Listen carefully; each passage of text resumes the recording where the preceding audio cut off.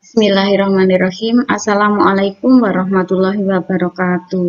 Apa kabar anak-anak? Pagi ini bertemu kembali dalam pelajaran tematik tema 5, cuaca ya. Semoga anak-anak sehat semua dan semangat belajar. Jangan lupa tetap murojaah, banyak membaca Al-Qur'an dan sholat duha ya. Kali ini kita akan membahas materi selanjutnya.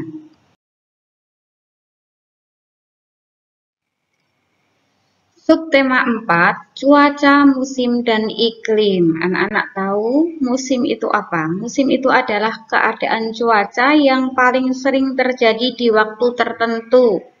Ya, musim terjadi dalam waktu yang lebih lama daripada cuaca. Kalau kemarin kan cuaca hanya berlaku di daerah tertentu dan pada waktu tertentu saja. Nah, ini musim itu lebih lama waktunya dibandingkan cuaca.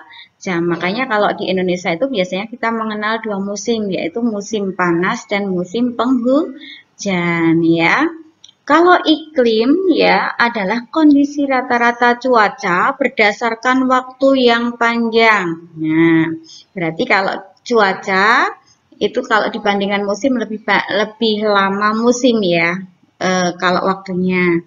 Nah, kalau musim dengan iklim itu waktu berlangsungnya itu lebih lama iklim ya. Ayo kita ingat kembali, setiap teks memiliki pokok-pokok informasi. Pokok-pokok informasi tersebut terdapat di setiap paragraf yang menyusun sebuah teks. Untuk memperoleh pokok-pokok informasi sebuah teks, kita dapat membacanya secara cermat. Dengan membaca cermat, kita akan lebih mudah memahami isi teks secara menyeluruh melalui pertanyaan-pertanyaan yang diberikan. Makanya ketika kita membaca sebuah teks, kita kalau dengan sungguh-sungguh, ketika ada pertanyaan, kita akan bisa menjawab. Tetapi kalau kita membacanya hanya sekedarnya, biasanya kita akan kesulitan dalam menjawab. Dan mungkin setiap anak pemahamannya juga akan berbeda ketika memahami sebuah teks ya, tergantung pemahamannya dengan cermat atau tidak. Menemukan pokok-pokok informasi berkaitan dengan musim di Indonesia. Untuk mengidentifikasi pokok-pokok informasi, bacalah teks dengan cermat dan tandai kata-kata yang penting. Setelah itu, kamu dapat menuliskannya kembali menjadi sebuah kalimat yang berisi informasi dari teks tersebut.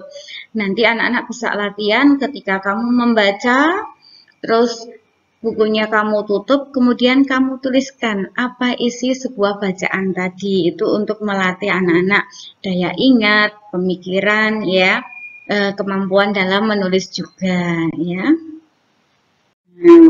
Ketika kita sudah belajar, ayo kerjakan latihan di buku pena ya, untuk mengukur kemampuan anak-anak. Aku sudah bisa menguasai materi ini belum ya? Nah, begitu ya.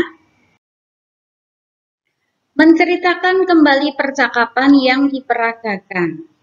Untuk dapat menceritakan kembali informasi dengan lengkap dan jelas, kita sebaiknya mengidentifikasi terlebih dahulu topik yang dibicarakan.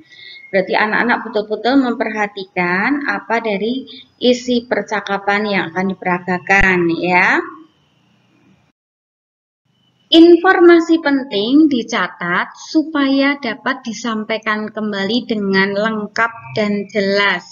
Jadi tadi apa yang kita baca, apa yang kita peragakan bisa ditulis kembali, dicatat hal-hal yang penting dengan lengkap dan jelas. Menemukan makna istilah khusus. Ya, untuk dapat menemukan istilah khusus, kamu dapat membaca teks cermat dan menandai kosakata yang berkaitan dengan tema teks. Makna istilah khusus tersebut dapat kamu temukan dalam Kamus Besar Bahasa Indonesia. Jadi umpamanya anak-anak menemukan dalam bacaan teks ada kata-kata yang belum diketahui, bisa digarisbawahi. Kemudian mencarinya di dalam Kamus Besar Bahasa Indonesia.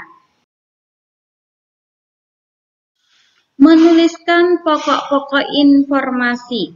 Sebuah teks tersusun dari paragraf-paragraf yang mengandung pokok-pokok informasi. Kemarin kita sudah membahas satu paragraf yang baik itu mengandung satu kalimat utama dan beberapa kalimat penjelas. Masih ingat ya? Setiap pokok informasi dapat dituangkan dalam satu kalimat utama dalam paragraf. Kalimat utama diperjelas oleh kalimat-kalimat pendukung dalam paragraf yang sama. Setiap paragraf terdiri dari minimal 3 kalimat. Masih ingat ya, dulu setiap paragraf yang baik mempunyai satu kalimat utama dan beberapa kalimat penjelas. Jadi umpamanya kalau ini minimal 3 kalimat, berarti satu kalimat utama, 2 kalimat penjelas ya. Kalau 4 kalimat, berarti yang satu kalimat utama, 3-nya kalimat penjelas ya. Mendiskusikan pokok informasi dari teks yang disusun. Pokok informasi yang kamu tuliskan dalam teks tersebut belum tentu sama dengan yang temanmu tuliskan. Hal tersebut dipengaruhi oleh perbedaan pemikiran kalian sebagai penulis. Jadi ingat ya, umpamanya kita membaca, menuliskan kembali, itu juga akan berbeda hasilnya. Ketika anak-anak bercerita, teman yang satu dengan teman yang lain pasti juga akan berbeda hasilnya ya. Untuk memperkaya pengetahuan, kalian dapat mendiskusikan pokok informasi berdasarkan teks yang sudah kalian susun.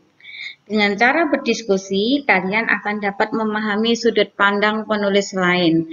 Jadi ketika kamu bercerita, nanti kamu bisa melihat hasil dari cerita temanmu ya. Atau nanti ganti, temanmu juga akan melihat dari hasil pekerjaanmu. Itu akan membedakan, oh begini dari sudut pandang penulis itu ternyata berbeda ya. Sekali lagi, anak-anak perlu berlatih tentang paragraf dan kalimat utama, kalimat penjelas. Kalau sudah paham, alhamdulillah. Kalau belum, tolong nanti bertanya. Jadi untuk selanjutnya anak-anak akan mudah memahami ya. Sekian, wassalamualaikum warahmatullahi wabarakatuh.